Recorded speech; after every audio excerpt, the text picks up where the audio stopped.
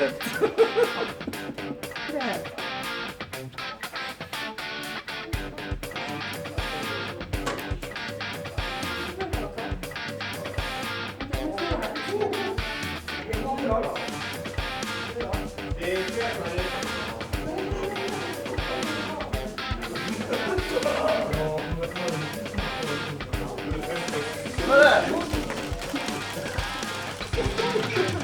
Hur var det att spela?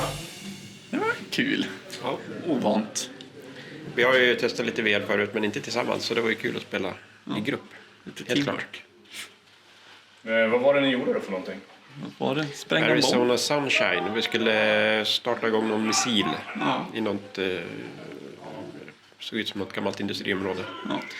Vi fick åka lite i hissar och grejer och söka rätt på startknappen och hela tiden försvara oss mot vågor av zombies. Kunna byta vapen också eftersom till något som passar en själv lite mer. Hur många var ni och körde?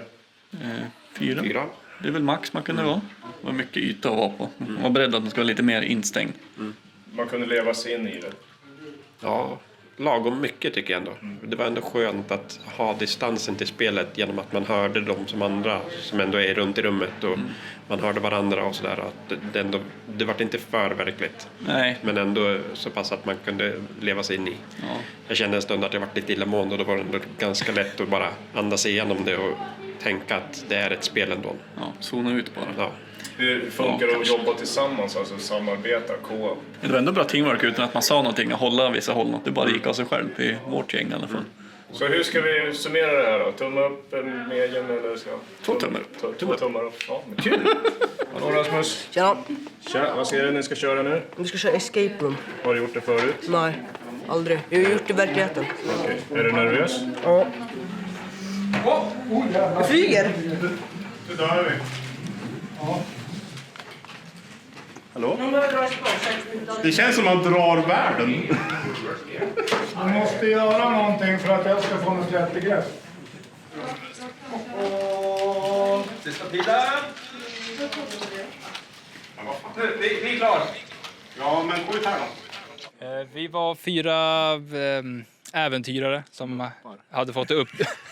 ja, det också. Men 4 äventyrare som hade fått uppdrag att besöka en pyramid.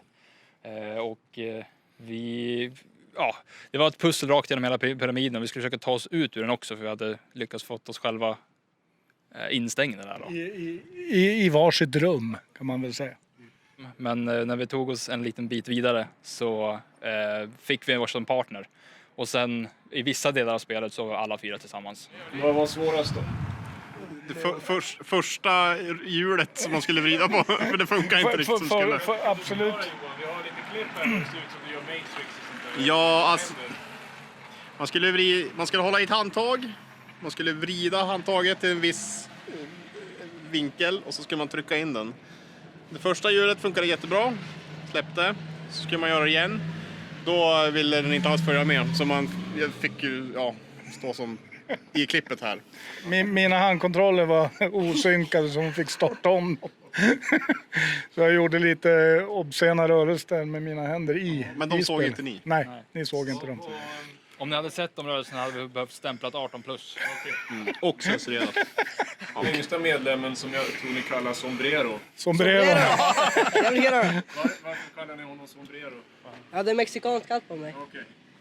En sombrero. Sombrero. Vad Sombrero. var det för sombrero? Det var jättekul. Det var mycket som hände. Vad tyckte du var roligast? Eller är det liksom Pilbågen. pilbåge? Det var svårt. Jag var kort så jag behövde så här försöka styra allting. Jag tyckte allting var kul. Miljöerna, Med- att man är liksom på ett annat ställe Ja. än bara i ett rum. I vissa delar av spelet så kommer man in i det så pass mycket så man tror att man är i det rummet och glömmer bort att man förflyttar sig med handkontrollen och är på väg att börja gå själv. Det här ska ju köras med 4. Det är absolut roligast. Jag tror 2 blir, kanske inte lika. 2 kan ju också vara kul, Ja. men 4 är nog 4 är roligast. Ska du hålla i den här länge eller? Du då? Du håller ju din. Ta den då. Jag har 2.